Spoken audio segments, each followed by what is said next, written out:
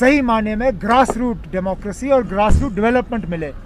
Development तो फिलहाल हम देख नहीं रहे हैं। शायद अगर इन डीडीसीज को सही माने में एम्पावर किया जाएगा तो ग्रास रूट लेवल पे हम डेवलपमेंट का दौर जो है दोबारा शुरू होते हुए देख पाएंगे। उमर साहब, नेशनल कॉन्फ्रेंस काफी गालियां दी जाती है, आज हमारे प्रॉफिट पे गालियां दी जाती है। आज ये कहा जाता है कि मैं मानता हूँ आप क्या कह रहे हो, लेकिन जिन जिन चीज़ों का आपने जिक्र किया जी, उनमें कहीं पे भी आईन आपको इन चीज़ों की इजाज़त नहीं देती। तो जो लोग ये कर रहे हैं वो आईन के खिलाफ ये काम कर रहे हैं। मैं मानता अगर ये सारा कुछ जो हो रहा है आईन के तहत हो रहा होता तो मैं कहता ना आपका आईन बिल्कुल सही गलत है और इस आईन को मानना नहीं जाना चाहिए। जो जिन जिन चीज़ों का आपने जिक्र किया वो सब चीज़ें गैर कानूनी हैं और हम चाहते हैं कि कानून का जो है इस्तेमाल करके इन लोगों को सख्त से सख्त सज़ा मिलनी चाहिए।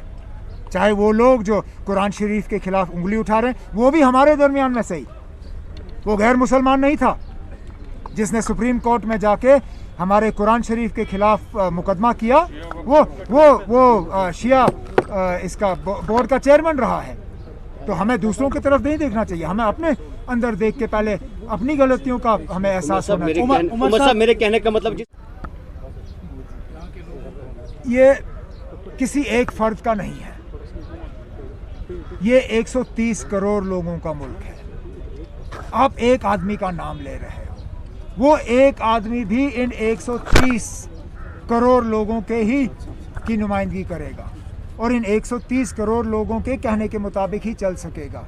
तो हमें इस बात पे नहीं रहना चाहिए ये किसका हिंदुस्तान है या किसका नहीं है। ये हिंदुस्तान उन 130 करोड़ फर्दों का है और हमें उसको मान के चलना चाहिए। उमर साहब, लद्दाख क्राइसिस को आप कैसे देखते हैं? क्या क्राइसिस? लद्दाख क्राइसिस में अभी ये बोला जा रहा है कि कैंसलेशन ऑफ डोमिसाइल और हमें पीआरसी दे दी स्टेट सब्जेक्ट, और दूसरा ये कि हमने हमेशा लद्दाख के लोगों को कहा था कि आपका भला और आपकी बेहतरी जम्मू कश्मीर के साथ है। उन्होंने माना नहीं।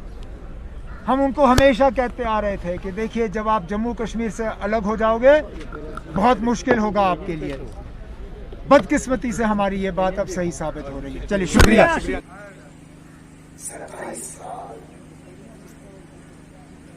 इसमें दोनों बात का एहसास रहा है कि मेरे पीछे मेरे वालिद साहब खड़े हैं मुझे सहारा देने के लिए, मुझे सिखाने के लिए। अगर मुझसे कहीं गलती हो तो मुझे उस गलती का एहसास दिलाने के लिए, मुझे सही रास्ता दिखाने के लिए। मैं अपनी जगह सोचता हूं कि जितना ज्यादा मेरे लिए आसान रहा है क्योंकि वालिद साहब का सहारा रहा, उतना ही मैं सोचता हूं कितना मुश्किल रहा होगा सकीना के लिए। सौदा करके निकल गए, वही मोहम्मद साहब के पीछे नहीं पड़े। ब्रीफ केस क्या अटैची नहीं थे क्योंकि ये साहब उस वक्त स्पीकर थे। उस वक्त इनका इशारा ही काफी था।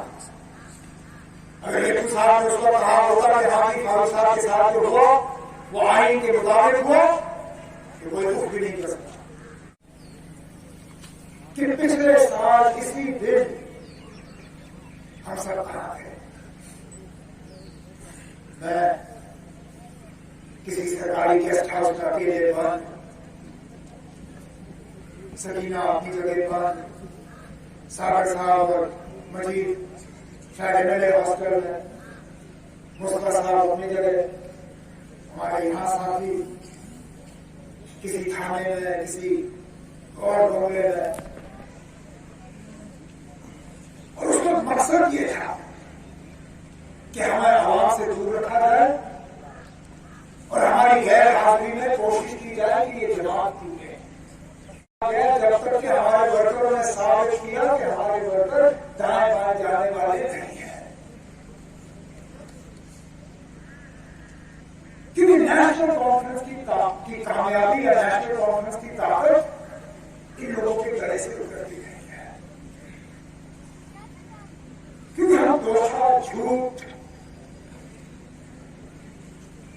इन चीजों के सहारे से अपने आप को लोगों के दरमियान जिंदा नहीं रखते। वही मोहम्मद यकूब साहब अकेले नहीं थे, शहादत देने हैं। हम हमारे कौम के नक्शे कदम में नया कश्मीर यहाँ कायम करना चाहते थे। हम चाहते थे और आज भी कहते हैं कि जम्मू कश्मीर आवाम के साथ इतिहास के दौर में जो वादे किए गए और जिन वादों को एक अमली जामा आईनी तौर पर पहनाया गया, उन वादों को पूरा किया जाना चाहिए। यही हमारी बात। लेकिन बदकिस्मती से हमारी बात कुछ लोगों को पसंद नहीं। हम बस जम्मू कश्मीर की बात करते हैं तो उसका हल भी हम बातचीत के जरिए हासिल करने की बात करते हैं। अक्सर बेशतर हमें ताने दिए जाते हैं जब हम कहते हैं कि हिंदुस्तान और पाकिस्तान के दरमियान दोस्ती का रास्ता जो है सिर्फ बातचीत के जरिए है। हमें ताने दिए जाते हैं, हमें कहा जाता है कि आप कमजोर हो, आप देशद्रोही हो, आप एंटी नेशनल हो। लेकिन फिर वक्त साबित करता है कि आप सही है। पिछले दिनों एक बार फिर खुफिया तौर ही सही, लेकिन हिंदुस्तान और पाकिस्तान के दोस्ती के बातचीत के दरवाजे दोबारा खुले। नए सिरे से बातचीत के लिए माहौल बनाने की बात चली और दोबारा साबित हुआ कि नेशनल कॉन्फ्रेंस ने पहले से जो बात कही, पहले से जो रास्ता दिखाया, पहले से जो आवाम के अंदर बात रखी, वो बात सही। तो हम मान के चलते हैं कि हमारी सियासत बदलने की सियासत नहीं है। हम वो तंजीम नहीं है जो आज एक बात, दोपहर को दूसरी बात और शाम को तीसरी बात करे। और बदकिस्मती से हमारी कमजोरी जम्मू कश्मीर की कमजोरी बन जाती है। ये हकीकत है और इस हकीकत से कोई इनकार नहीं कर सकता कि अगर पिछले 30-35 साल में अगर नेशनल कॉन्फ्रेंस को कमजोर नहीं किया गया होता, 5 अगस्त 2019 मुमकिन नहीं होता। 5 अगस्त 2019 अगर मुमकिन हुआ तो ये हुआ कि यहाँ के लोगों की आवाज दिखाई गई, यहाँ के लोगों के वोट दिखाए गए। नेशनल कॉन्फ्रेंस को एक सोची समझी साजिश के तहत कमजोर किया गया कि हमारी कमजोरी का नतीजा यहाँ की तरक्याती कामकाज का आपको नजर नहीं आएगा। यहाँ नेशनल कॉन्फ्रेंस की कमजोरी का नतीजा जो है जम्मू कश्मीर के आवाम के लिए बहुत ही ज्यादा खतरनाक साबित होगा। न हमारी कौम, न हमारे अफसर। तरस आता है मुझे अपने जम्मू कश्मीर के अफसरों पे जो बेचारे कर जम्मू कश्मीर में ही सर्विस करते थे, आज उनका पूरा पोर्टफोलियो ही बदल दिया। आज जम्मू कश्मीर के अफसरों को कहा है कि अगर हमारी मर्जी हुई हम आपको गोवा भेज देंगे, हम आपको मणिपुर भेज देंगे, हम आपको मिजोरम भेज देंगे, हम आपको कहीं भी भेज देंगे, आप कुछ भी नहीं कर सकते। न मैं निकला, न फारूक साहब निकले, न हमारे सीनियर साथी निकले।